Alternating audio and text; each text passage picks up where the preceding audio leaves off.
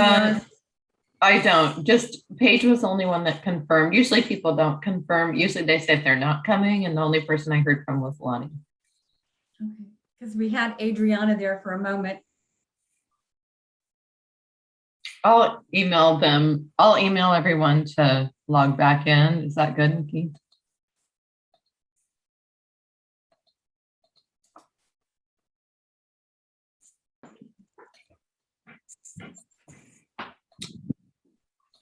Adriana and Paige are coming in now.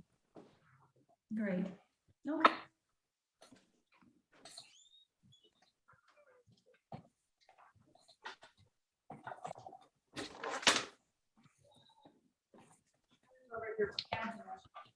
Hi, Adriana. Hey, how are you? Great. Glad you could make it. Hi, Paige.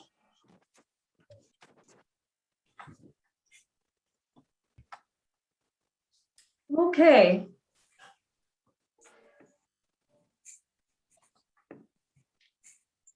I think we'll get started then, Sally, okay? Great, that sounds good. Okay. So I thought maybe it would be a good idea to start out with some introductions, just because some of the people here who are on the call, who are part of the Arts Commission, are not necessarily familiar with Cameron Fairfield and, of course, Richard Miller, who is joining us today. So I'll begin by saying I'm the chair of the Arts Commission, and you're here to talk about Real Life 96, a short film competition that is going to be launching at the end of this year in terms of registration. And I'll allow the other members of the Arts Commission to join in, and then Cameron and then Richard, if you could say something about yourselves. Sure. I'll go really quick because I never know when I'm going to be summoned to the baby. So I'm Adriana. I'm on the Arts Commission, and yeah, looking forward to hearing more about this project and excited about the opportunity. Okay. And Adriana's with the school district. Yes. You want to say what you do? Yes, I'm a family coordinator over at Hutloff Middle School. Hi, I'm Sylvie Johnson, and I'm on the Arts Commission as well, and I'm a media production person, and I had the privilege of talking to Linda, was it over a year ago? It was, yeah, about the film festival, and I'm excited about it. So I think it's going to be great. And then Paige, over to you.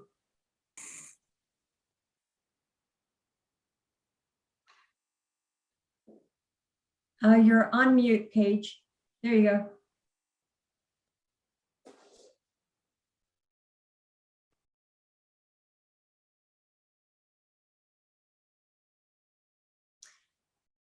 Well, I think we've lost sound for Paige. So Paige, we'll catch up with you later then. How about you go, Cameron, and tell us a little bit about what you're working on with regard to the film festival right now. Yeah, so my name is Cameron Fairfield, Recreation Coordinator with the City of Lakewood, and this will be my first experience with the film festival. Right now, I've been kind of working on the logo, the web page, registration software, yeah, kind of wherever I'm needed so far. Okay. And Richard. Hey, thank you for the invitation and nice to meet y'all. I'm Richard Miller. I work currently with the Peninsula School District as well as some of my own projects. And I've been doing photography since I was a middle schooler back in the 1970s, and have been involved in videography for the last 10 years or so. Okay, great. All right, well, thank you everyone for the introductions. I thought I'd just go over some key dates right now that we're looking at. So registration for this event is going to open on November 15th. So the work that Cameron has been doing relative to putting together the registration. Hi, Paige, good to see you. Putting together the registration documents has been critical to our being able to hold true to that 11/15 registrations open date. Registration will close on January 5th. And Richard Miller is going to be coordinating the orientation for us. And Richard, if you could just briefly go over for the group what's involved in the orientation, what information you pull together in order to make sure that people are on the right page in terms of participating in the competition. Sure. So I've been involved with the Gig Harbor 72-hour film festival for the last several years. It was canceled last year due to COVID, unfortunately. I started off as a participant and as an advocate for my students at the school where I teach. Was excited to get them making movies. I was asked to put together a workshop for young filmmakers, aspiring filmmakers. So I ran that for a couple of years here in our school district, where students would come to me for a week and they would basically make a mini movie, one of these 5 to 7 minute movies that we then showed at the Galaxy Theater, which is the commercial theater here in Gig Harbor. Was asked by the director of the local film festival to do the orientation because I love teaching, love making movies. And so I thought that was an exciting thing to do. So basically I spend about an hour and a half with a crash course of how to successfully make a movie in a very, very short time. So we talk about everything from what kind of camera you can possibly use between phones and DSLRs, kind of pros and cons. We talk about the editing software that's available both for free and for purchase or for subscription, kind of go over those. We talk about everything from lighting to sound to editing. I try to give people just, again, a crash course on kind of what to expect when you've got to write, brainstorm, write, film, edit, get everything ready to go in that really brief time frame. In Gig Harbor, it's 72 hours. I think 96 is more realistic, so that's good. That will hopefully allow your participants, to get a little bit of sleep at night. When my wife and I and our friends do it, we literally almost don't sleep for those 72 hours. So it's good to have a little bit more healthy timeline. And again, it's just try to be real user friendly. I try to show a lot of examples.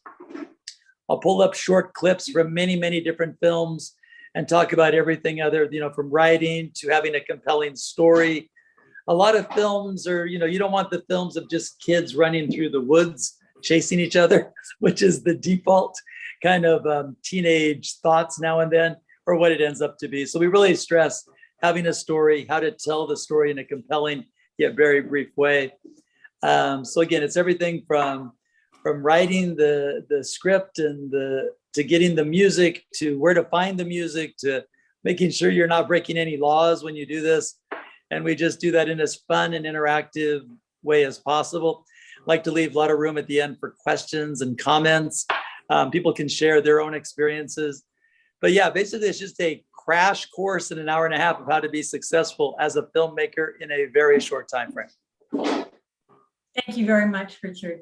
Daryl and I had the opportunity to attend the Gig Harbor Film Festival's orientation meeting and watch Richard facilitate the orientation.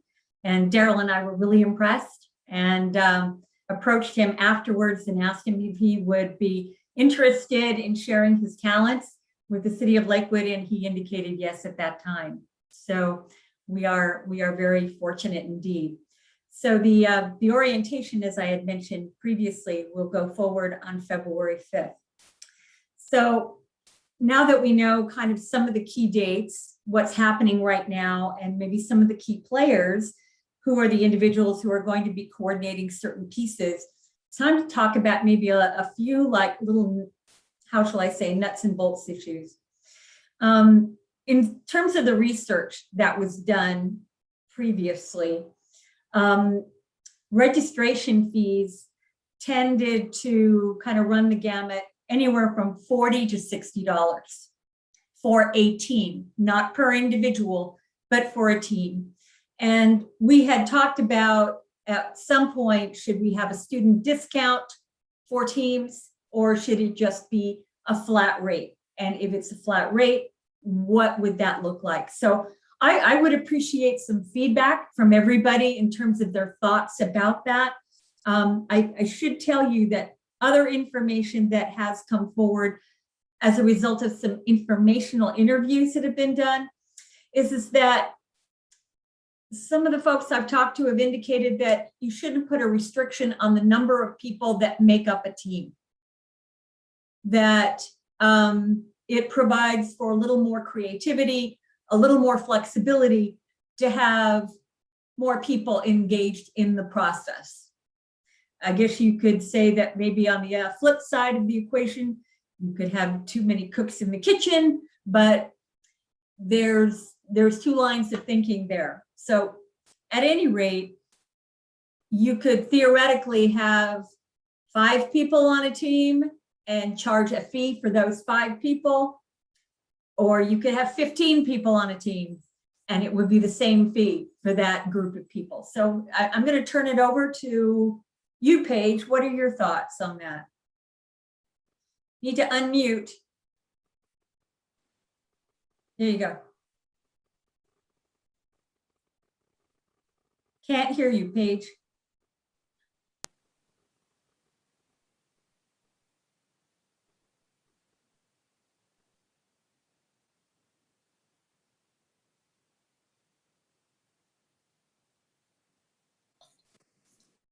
Just took my thing out. There you go. Oh, okay. Gotcha. It doesn't like my headphone. Okay, I come from this I'm an actor, but not a film actor. But I'm also a director of a band, so I've definitely worked collaboratively with people. And one of my thoughts is, we shouldn't limit it. It might be kind of a fun thing for a class to do, and for a teacher to work with them all together. And what a great journey that would be, right? To collaborate like that. That's just an organizational issue for the people involved. You know what I mean? So I definitely think that we should encourage more participation. We shouldn't limit it. What do you think, Richard? I mean, I don't know. I've never. This sounds so fun, though. I hope I get invited to join a team of people who know how to run cameras. It's crazy fun, but again, the bigger it is, the more complex that gets. I think the optimal team is kind of in that 4, 6, 7 kind of range, and then have unlimited actors and participants. So again, those who are, on the team per se, the creatives, you might be able to have, again, 5, 6, 7, I think is a good and manageable number. 8 might be kind of pushing it.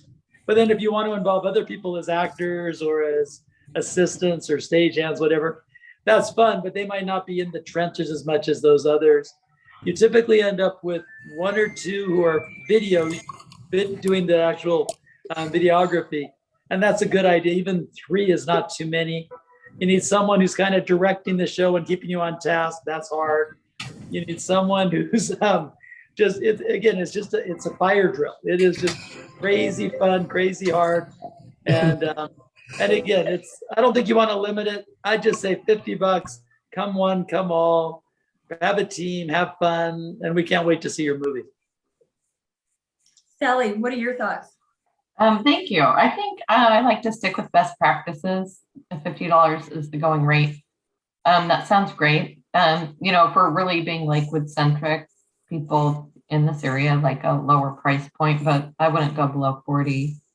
But I did have a quick question about the orientation. Is it just the team leaders that come to the orientation, or is it everyone on the team? In the Gig Harbor Film Festival, they require the team leaders to be there, but it's best if the entire team shows up. So what they've made a rule that if you don't come to orientation, then you're not going to be allowed to participate unless you record the orientation and then they, have to say they watched it. People who don't go to orientation are not nearly as successful. So it just works better if it's a requirement to go to orientation, minimum the team leader, and preferably all those that are going to be involved. I was just thinking we'd need a much bigger space than City Hall if we have teams of, if they're including all the actors, and it's teams of 30 teams of 16. Yeah, I don't think 80 people. I don't think you're going to have that many people attend. I think, again, what I've seen is that always, one team leader, but they typically come in the 2, 3, 4 sizes. 4 is probably large.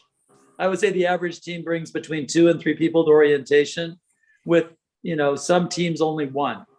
So I've never seen a group of, more than 4 come into an orientation. They're usually pretty self-selective and stay small. Okay. Okay. Just with, I think we'll have to look at the seating capacity, and then with social distancing, I think we might have to limit it to the team leader, but okay, great. Yeah, maybe just a Sylvie- team leader and 1 other. It depends on how many teams you have sign up, I guess. Mhm. Thank you. Sylvie, what are your thoughts? You participated in short film competitions before. What are your thinking? What is your thinking about registration and team sizes? I think your registration is low, and that's probably good. It'll encourage more people to get involved. I did 48 hours, Seattle's 48 hours, and that was several years ago, and it was very intense. And we had at least 15 people on our team, and that included actors. And it was like a team of people that were filming, and then a team that was editing, and then the actors and production people and set people. So yeah, it was a pretty large team. And did you say you were limiting the team to like small teams? Is that what you had said?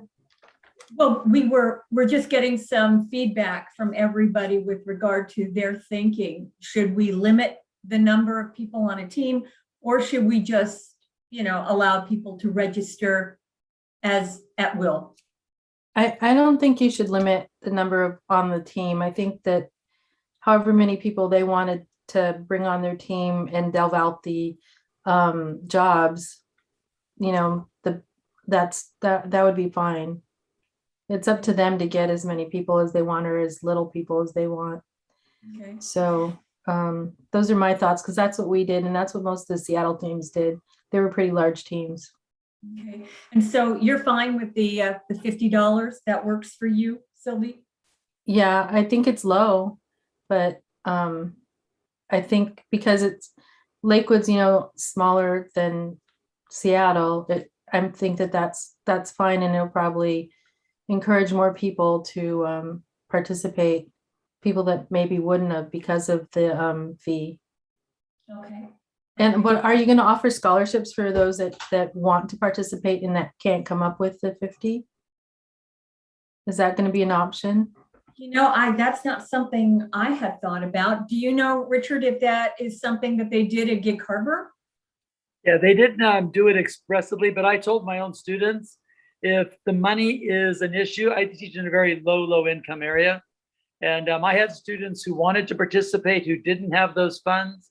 And so I had cleared it with the director of the film festival that I could tell them that would be taken care of. So we basically just asked them what they could pay so that they would be invested. Some said $5, some did $12 or $25, whatever.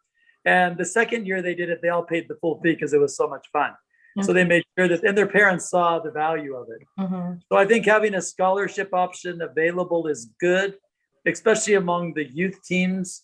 The adult teams can come up with the $50, I think, without any problem. If you've got access to, video equipment and the ability to edit and the desire to do this, $50 is probably not going to be a limit to you, especially as a team.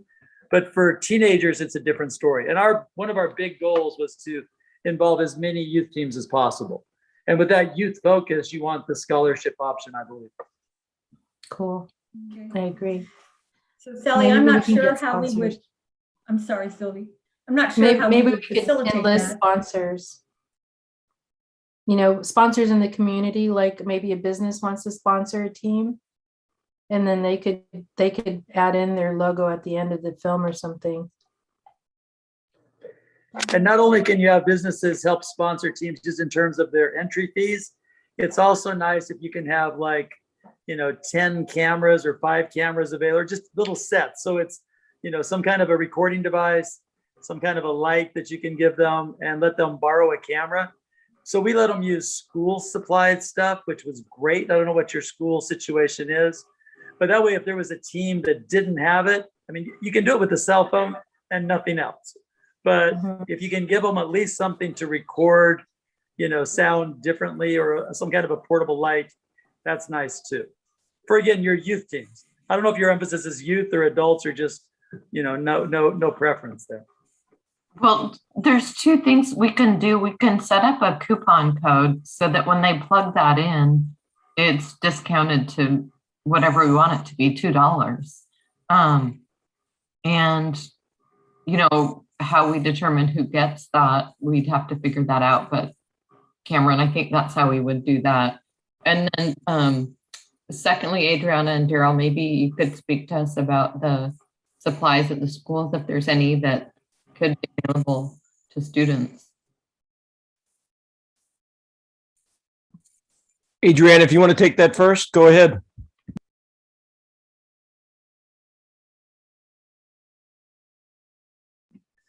Okay, sorry, I was having a problem unmuting. From what, and Richard, you can correct me if I'm wrong, HP really is the only school that has videography equipment.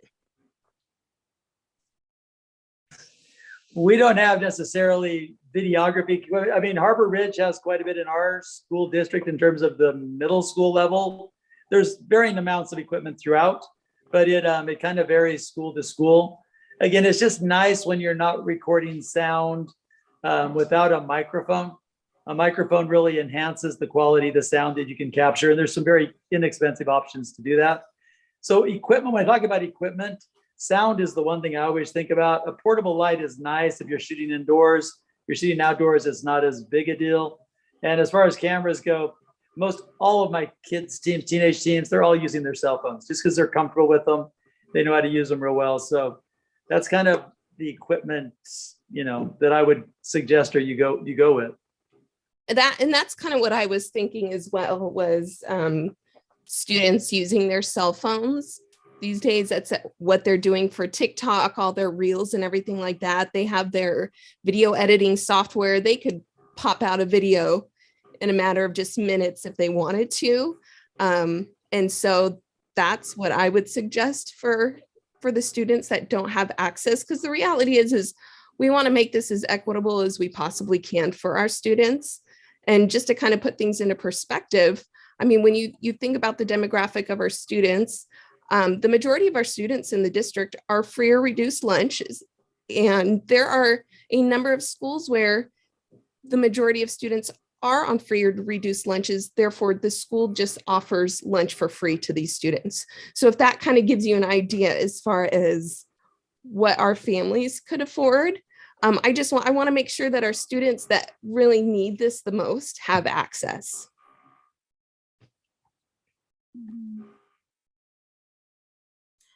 I totally agree. Are we going to do a different category for students? There's 3 categories, Sylvie. There's, let me see, up to 13, age 13 is one category. The next category is 13 and under is one, 14 to 18 is the second, and 19 and older is the third. So we have 2 categories for essentially students and then one for adults. Very good. Mm-hmm. What we found is that our elementary and middle school students, especially the 6th, 7th graders and down, they can do one quality work. But once you hit, 8th grade and high school, it's a different quality and they're more ambitious. So that was where the dividing line kind of fell for us, was in that, under 13 and down and 14 and up. But to be clear, for example, it's based on the age of the team leader. So the team leader who's 14 signs up, it doesn't mean that the whole team is students. So that's where it gets a little tricky. That is tricky. Which I guess almost makes you want to clarify, and does 50% of the team have to be in that category with the team leader? What did you find, Richard? So what we found is that the youth teams liked to do it with their peers, and they're all basically the same age. So we didn't really worry about hard and fast rules for you need to be in this category or that. And there were some adults who stepped in and really, excuse me one second, kind of took over some of the youth projects, which was sad. we left them in the youth category, but it's better when the youth are the creatives and they're doing it. You know, the adults can be in the background if necessary, helping a tiny bit, but it's best, the kids can do it on their own. So rather than having to just be the team leader, I just say, which category do you want your film entered in? Is it, are you in the 14 to 18? Are you in the 13 and below? If there's one kid that's, you know, on either side, I don't think that matters, or 4 kids. Okay. The spirit of it is to make a movie, show the movie, celebrate their work, you know, have fun, be silly a little bit, but have it in a structure that, you know, makes it where they'll be successful. Are you offering awards? Yes, now that's something that we put forward in the presentation to the Lodging Tax Committee. The awards are for best film overall and best film by category, 13 and under, 14 to 18, and 19 and over, okay? Then there are the categories of best script, best director, best actor, best actress, best ensemble cast, best cinematography, best use of elements, and then best editing, okay? Now, those categories which sit below the best film by category or best film overall, those awards can come from any category of filmmaker, okay? In terms of acting or cinematography or script or what have you, okay? Okay. I'm a little bit concerned about the age thing, and not, because some filmmakers, and I found this out just by doing 48 hours, they're very, very competitive, and they've done this before. And I would be concerned about 14 and under, but having more adults on that instead of the youth, and kind of, you know, that wouldn't be fair to the 14-year-olds that are sticking to just their team being made up of 14 and under, ended up competing with adults. That just doesn't seem, you know, fair to me. So I don't know how we could work it out, but I think that needs to be addressed. Yeah, to give you one example, there was an under 13 team whose dad had professional editing equipment, who had, you know, really nice cameras, and the dad ended up doing most of the editing, which really kind of defeated the purpose and the spirit of it. So, you know, the awards, I think it works best when the awards are kind of flexible, and you can, you know, give out the awards based on the films you see and kind of brainstorm them. Just tell them there's going to be awards for best picture plus, you know, potentially these other categories. And if you award it, great. If you don't, great. And do out special awards, just for people who try really hard or who do something really well. Again, the more it's a celebration, the better, I think.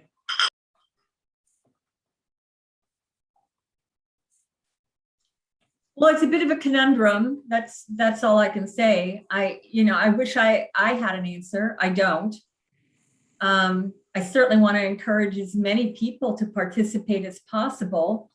Do we even have categories?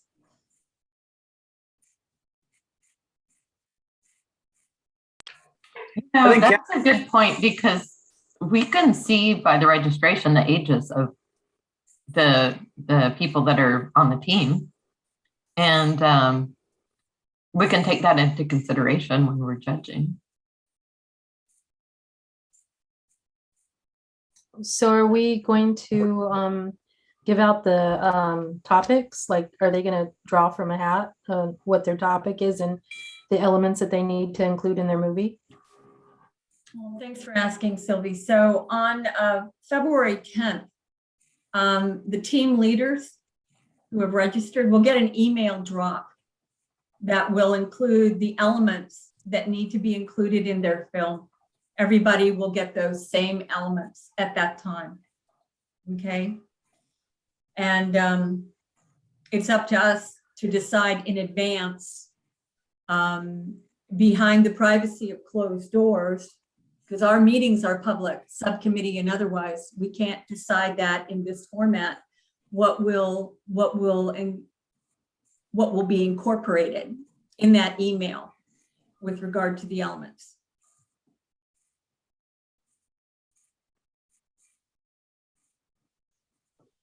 And I'll emphasize that in the orientation, that you should not be writing your movie ahead of that date. If you know that you're going to be doing a mermaid movie with these characters, then that's not the spirit of the timelined film festival. You really just need to wait till you get those elements and then immediately sit down, brainstorm, write your movie, and then start creating it. Right. So I guess I'd just like to circle back kind of quickly to the idea of the best film by category. Do you want to dispense with that?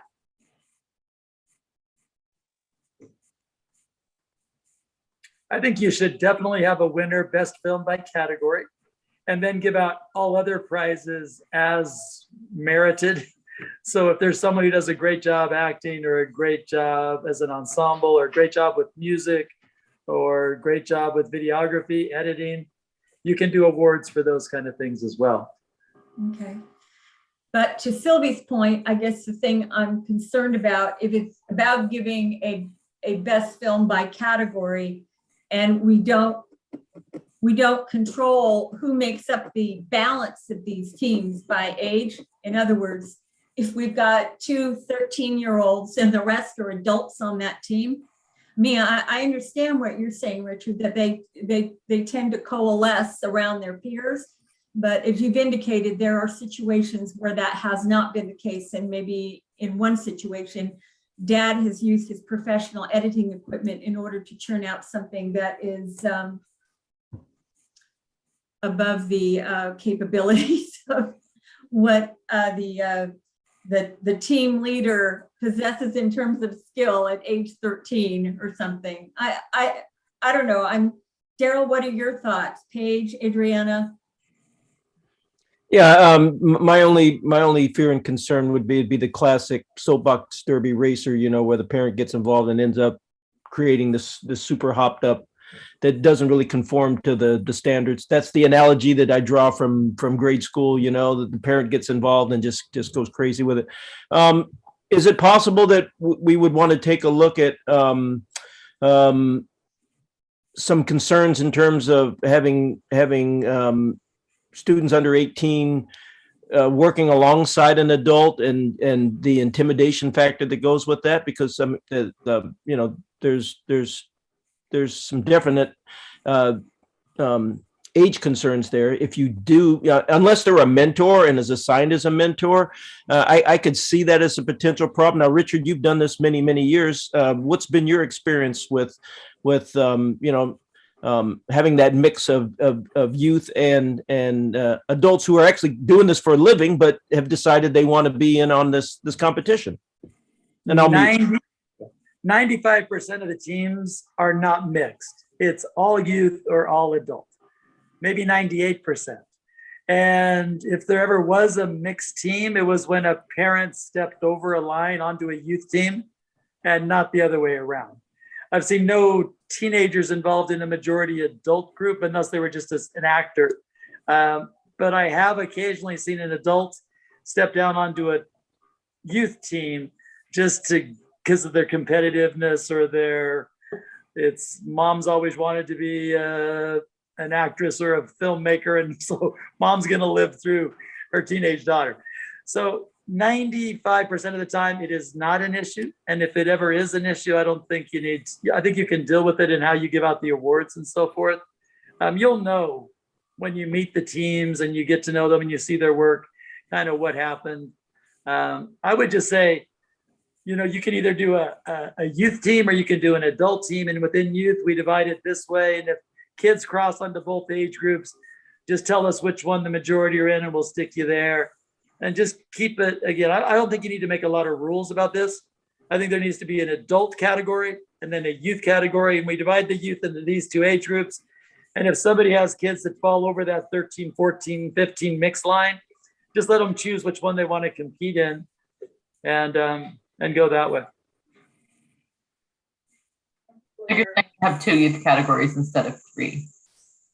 We Or only yeah, have or you can two. have, Oh, we only have 2, yeah. We only have 2 youth categories. The other category is for an adult. I guess for myself to weigh in at this point, I'm inclined, as this is our first crack at this, to just kind of see how it turns out, see how it works out. That might be See good. how it goes. I do have a question about the scholarship. You know, we can create a discount code. How would we go about that? And maybe Adriana and Daryl, since you work with students, how would we say somewhere in there that if the fee is a hardship, to contact so-and-so and explain your situation? And then we make the call and then we email them the coupon code, and it can be for 100% off. Or it could be for 25% off, whatever. What do you think, Richard? I would say that's perfect. Just say our fee is, adult teams, it's $50 or $70, whatever you want to sit. Youth teams, you might want to say it's $30 or $40. And if that fee is a barrier to you participating, please send an email to this address by this date and just explain your situation, and then we'll help you out. And then I would just contact them individually and just, waive as many fees as you needed to get them to participate. I think the goal this year is not to collect fees. The goal is to collect films and participation. So that needs to be the paramount, emphasis is we want you to participate. Please do. If it's free, it doesn't work as well, because then they say they're going to do it. You get a lot of people signing up and it worries you, but then you have very few films submitted. If they have even a little fee, it seems like they're more invested in the process. I think that's what I was worried about, Richard. If they didn't have any skin in the game, then it would be too easy to bow out if in fact maybe school intervened or other things, encumbered their life. It would be, but if they had to pay something, then they would be invested in following through. Okay. Well, I think we've covered a student discount, and we have a rough idea how to facilitate that. We know that we're not going to restrict the number of team members. And in light of how Gig Harbor has been doing it and laying out best film by category, and understanding from what Richard's saying that most of these teams tend to coalesce around their peer groups, we're just going to roll the dice and see how that works out for Lakewood, in the hopes that we have maybe the same level of success. Okay. What I do know is that with regard to Gig Harbor, a team is not considered registered until such time as the fee is paid. So the fee does need to be paid at the time of registration. And we do have the registration form complete. Gig Harbor passes out t-shirts at the orientation. Along with, in the orientation packet, there is information with regard to how to make a film in a very short period of time, as well as some FAQs and rules and other things. But Gig Harbor puts a restriction on the number of team members. 5 people is what they have on their teams. And it's probably very easy for them to then, based upon their registration format, to be able to know who's participating and what their t-shirt sizes are, and be able to cover the cost of that. If we have teams without restriction, how engaged do we want to be with t-shirts, and are t-shirts important? And I'm just going to open that out, and whoever wants to chime in, please. I would suggest something along the lines of your registration fee includes up to 3 t-shirts or 5 t-shirts, whatever. And if you want additional t-shirts for your team, they're $10 or $15 each. And it's optional, but include when you register, what sizes do you want your 3 t-shirts or 4 t-shirts or whatever your, base amount's going to be. And then if you want additional t-shirts, have that be an option. And then you just put the sizes and collect more money. Or get a sponsor and just get as many t-shirts as you want, and and just if the teams are really big, give out a lot of t-shirts. I think those are kind of your options. Okay. Anybody else have any thoughts? I think that's a great idea. Okay. Yeah, All just saying your team will get this many, but if you want additional, yeah, there's a fee for each additional shirt. Okay. Sylvie, any So- thoughts? Daryl?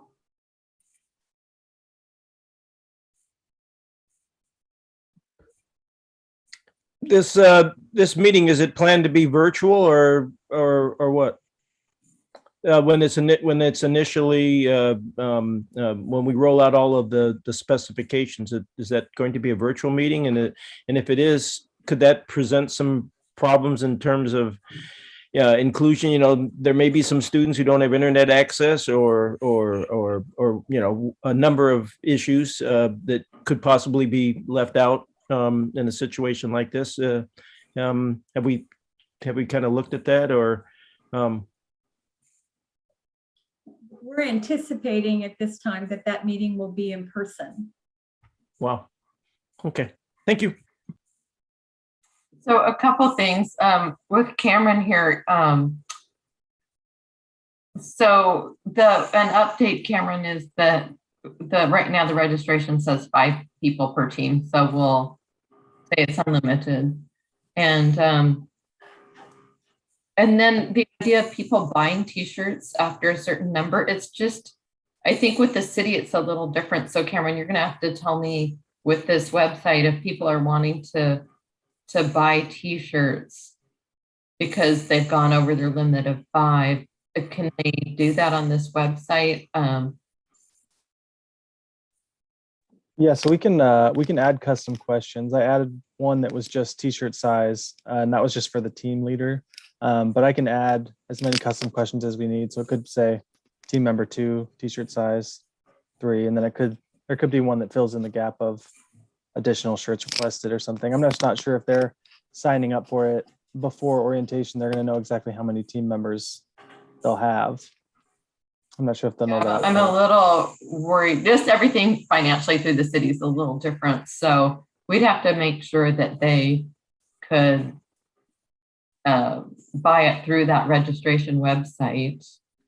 I think that might get complicated, but we'll have to see. The other thing We just too, limit it to 5 per team, period, or 10 per team, period.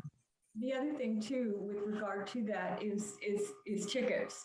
Now it's a little bit different with Gig Harbor because they're having to offset the cost of what Galaxy or IMAX charges them, you know, to use their facility. We are using City Days at McGavick in order to host our event, our screening event there. So we're not necessarily having to pay as they do at Gig Harbor for that. Along with the registration, a lot of the film festivals, you know, they'll indicate, for instance, that with your registration, you get like maybe 4 tickets to the screening party, and you'll get like 5 t-shirts or what have you. And then tickets are then available for purchase. Do we want to charge admission to McGavick beyond the filmmakers themselves, beyond the teams? Doesn't so much depend on the seating capacity with social distancing. I mean, if you've got teams of 16 times 30 and then 300, so 300 people, and then they have to be spaced out, we'd have to know how many seats are left. My Well, intuition tells me go your ahead. first year seating's not going to be a problem, but as it gets more popular, then that should go up. Most teams are going to want twice the number of people that are on the team. So if there's 5 people on a team, they typically have a group of 10 or even 50 that want to show up and see the movie. They saw those tickets as a way to offset the rental again. So I don't think you're going to have a problem. I don't know what the capacity is of your theater, but unless you get a huge turnout on number of teams registered, then I don't think it's going to be an issue. You'll know more once you close registration. Hey, Paige. Well, what's the COVID regulation at McGavick? Because at all the theaters, there's requirements for vax or COVID negative tests. Well, There's- all I can tell you is for that when I was capacity, there but- at the FAB, they were taking temperatures, they had you sign in, and that was it. They weren't asking about vaccination status, but this is a very fluid situation. I can't say what things are going to look like come March right now. But Right. I'm just saying it's facility by facility, and they make the decision. So I don't think we have to worry about that. That's what they would dictate what that policy is.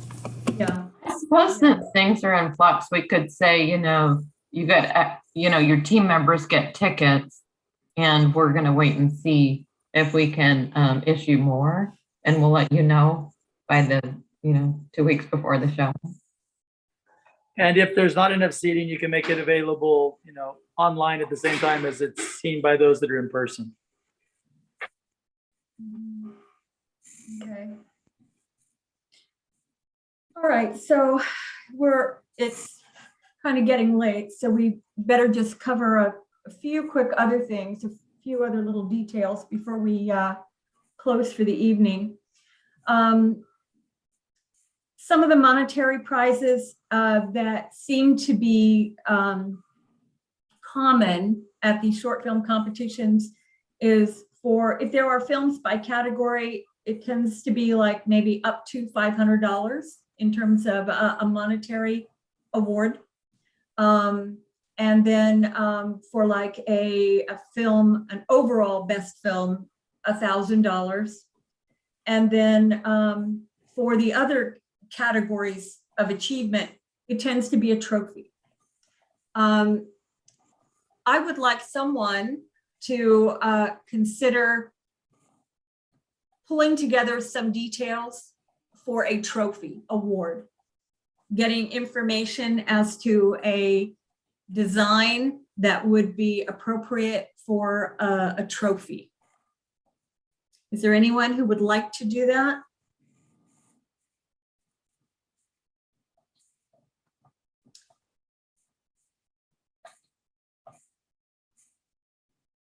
Do that. Sorry, what's Do the that. budget? What now? What's the budget? Well,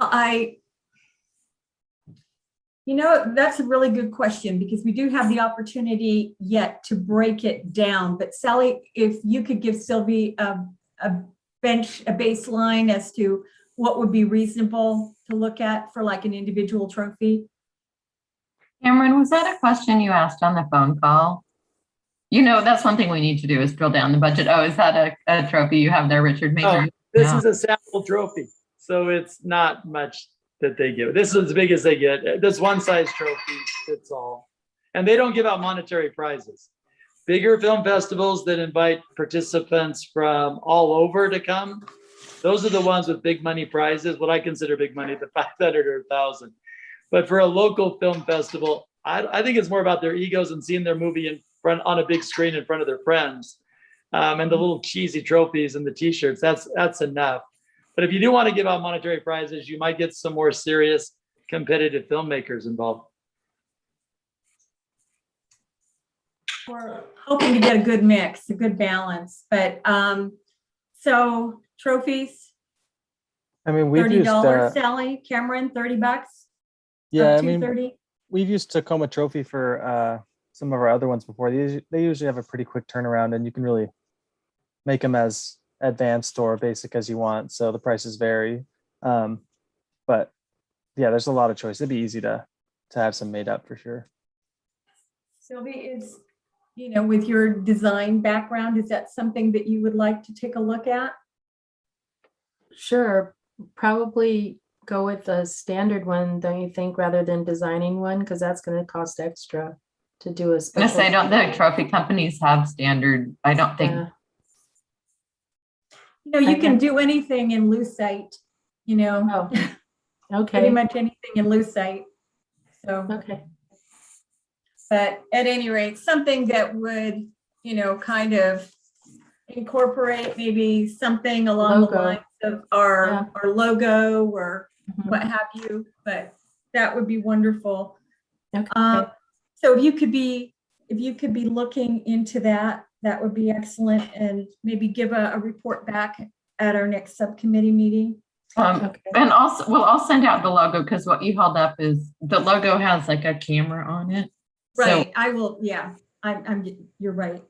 So, yeah, so a design for like trophies. The next thing is that judging.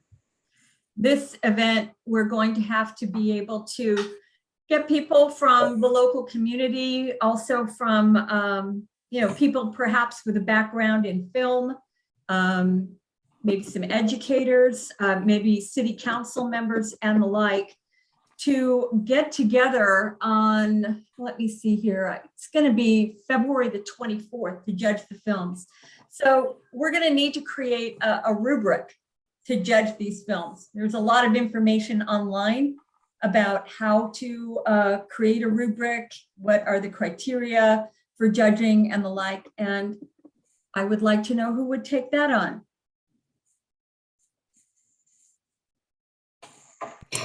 I don't want to take it on, but I know someone I can ask who's a really great visual artist and film person. And he bought a house in Lakewood, so I'll hit him up and see, and maybe a couple people. I So can he ask. would be a good judge potentially. Yes, I can ask a couple people. That would be a nice thing they could do for their city, and also kind of get involved. So. Okay. Oh, I was just going to ask Richard, did he jump off the call? I was going to ask him, how do you put together a good judging committee? Because if you're just, okay, let's say you ask city council members, but they really aren't a good judge of films, then that's going to really, if you're getting serious people, it sounds like you want to be really careful who you pick to judge. Well, I think so too. I'm just trying to think about what kind of a mix would be good. And we need some professionals on there to guide. And we also want some people who were stakeholders in making this festival happen to begin with. I think because we'd like them to continue to partner with us moving forward. So, so basically we need a judging rubric. Anybody who is able to do that, create a format? Can't hear you, Paige. Like I said, I don't have expertise in this area, but I've got at least two people I can put some asks out. So. And I imagine this probably- rubric exists. Yeah. Sorry, Sylvie, go ahead. As Sally said, the rubric already exists, so you can probably just borrow another film festival's rubric. I'm You sure know, you like- can, Sylvie. Yeah. I'm sure you can. It's just a matter So- of pulling it together, what would be good for Lakewood. Okay. So our people on the Arts Commission, are they going to be on the judges panel? Absolutely. Okay.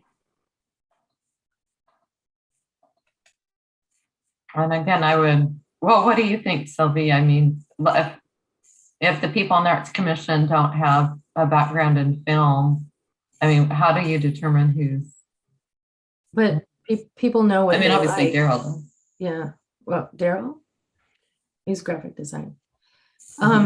People know what they like. So, I mean, we all go to movies, or we used to, and we know whether or not we, like a movie or not. But there's other things that you look for, like lighting and scenes, and structure and all that. So I would probably pull in some video instructors or movie instructors from the college,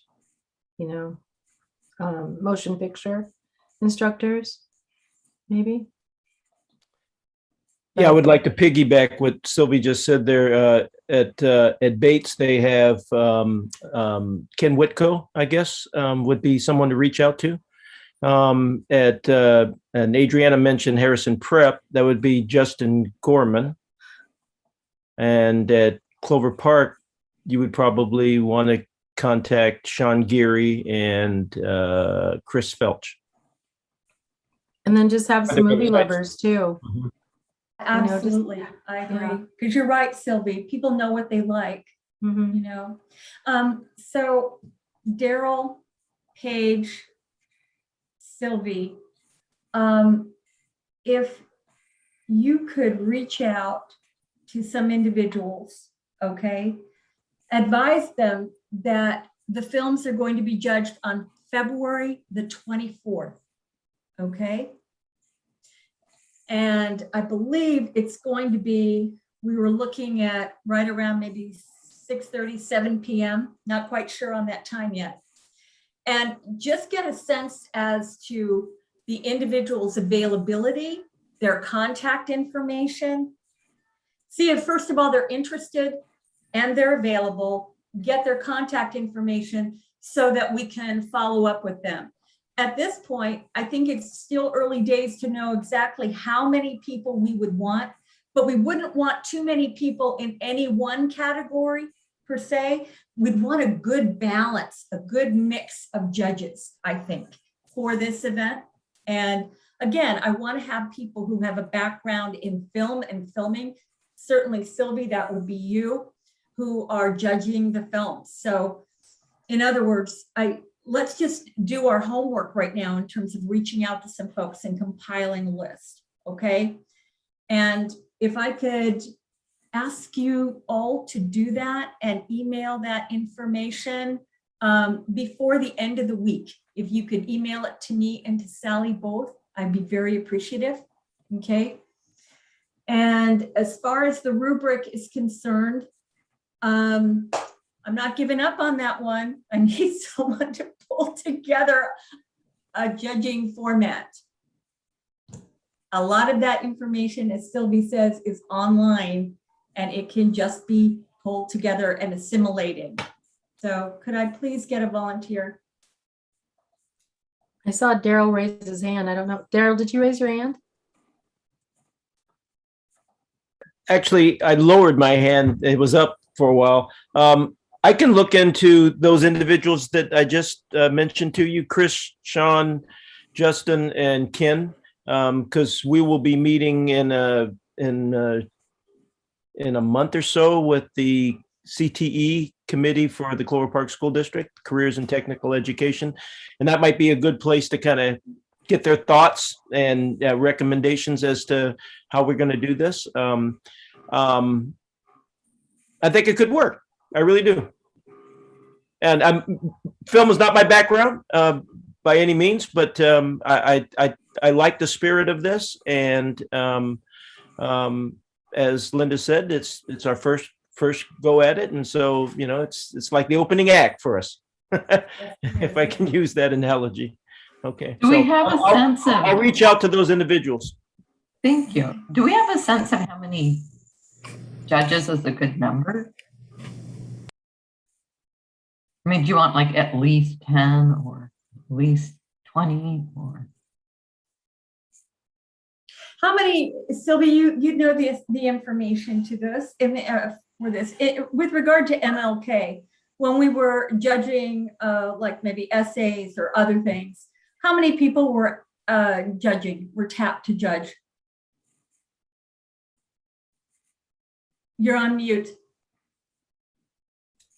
I wasn't in that section. That was before I came on board. Oh, that was more Phil. Okay. Yeah, I would keep the judges panel probably around 5 people.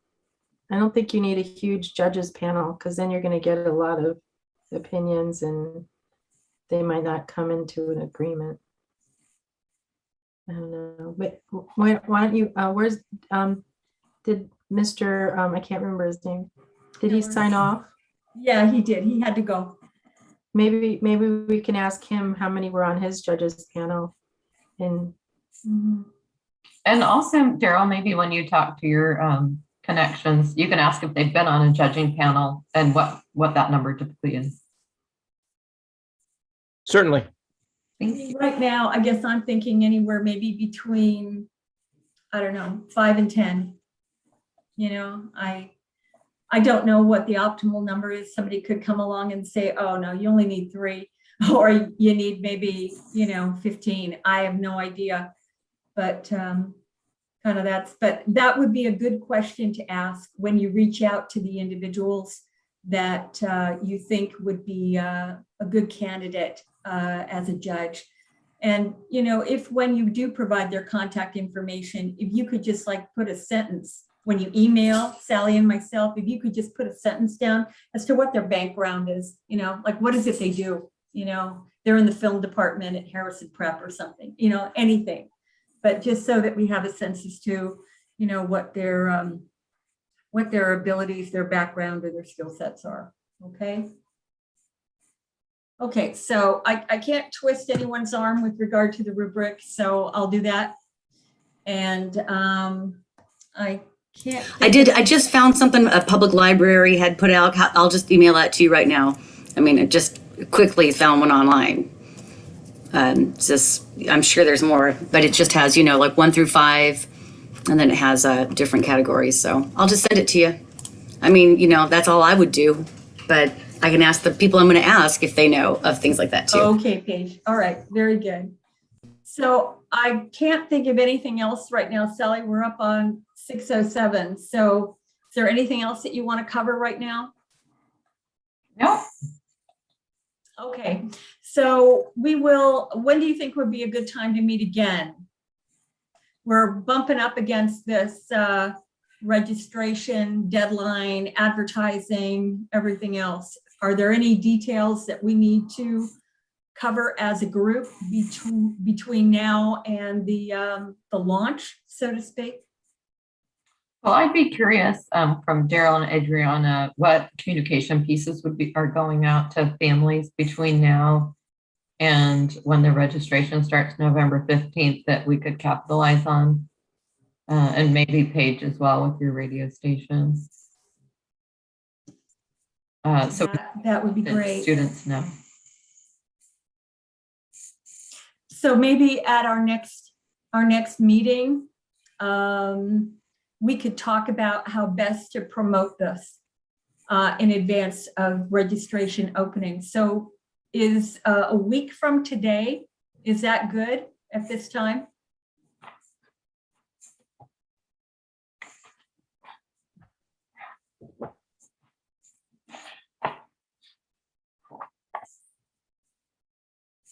Works for me. And Sylvie, I think you're a key player in that because we talked about doing a little promo video.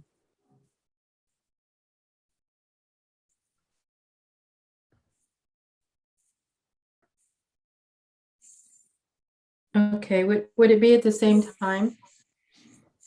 Well, we could, is that the 23rd? 25th. 25th? Mm-hmm. Yep, just 1 second. Adriana, do you know of any newsletters or anything that the school sends out? You know, I know the district sends things out periodically. That's something that we might want to connect with. I'm assuming Leanna's still there, Albrecht. Yeah, okay. That might be something we connect with her about to see if they can, you know, push that out through social media.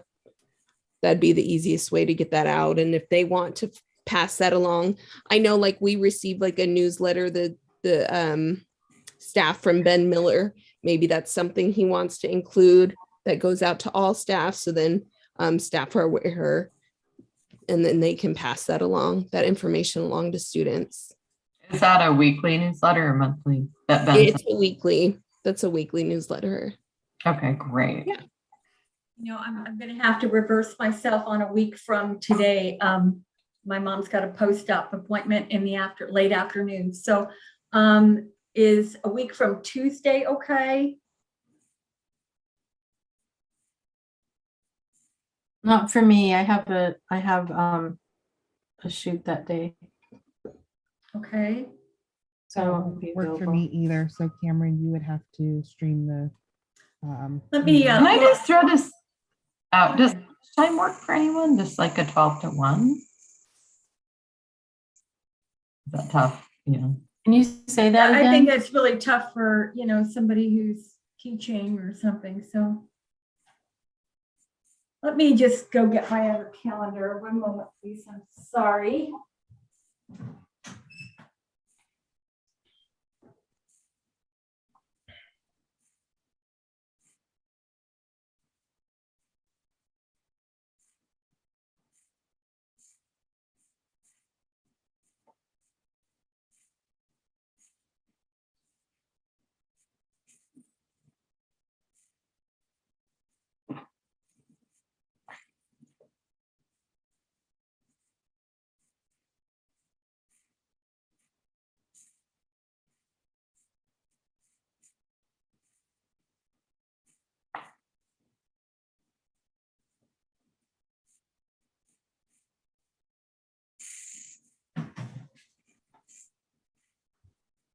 Okay, sorry for the inconvenience. Well, I am, the 25th is the only day that I have appointments for my mom. So I'm free the 26th, 27th, 28th, and 29th, any time of day.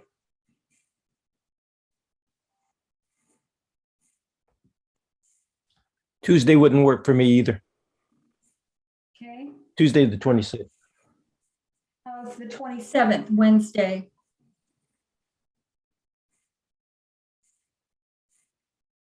I have an appointment, so Cameron, you would just have to leave or stream the meeting. I can't do that day either. That week's super busy for me. Maybe the 29th. I don't know what you guys have, but I'm free on the 29th. That's a possibility. Okay. Adriana, would you be good in the evening of the 29th at 5 p.m.? Yeah, just let me know when, and I'll probably just do what I'm doing right now. So Okay. Sally, make it are work. you okay for the 29th at 5? I should be okay 5 to 6. Okay. Yeah. Okay. Paige, are you good? You're good. Okay. So we'll plan on Friday, the 29th at 5 o'clock. Okay. All right. So I think we know what we're going to lead off with in terms of our discussion. So I want to thank you all for being on the call this evening, and we'll connect back on the 29th. And thank you all for your input. And these things are not always easy for everybody to chime in, but I hope that you won't wait to be, feel like you have to be called on to say something. So please just jump in. Everybody's got a valuable voice here. So thank you so very much. thanks, Linda, for all your hard Thanks, work. guys. Thank Yes, you. thank Good night, you. everybody. Thank you. That was Cheers. exciting. Going. Thank you. Nice to see you guys. Bye-bye.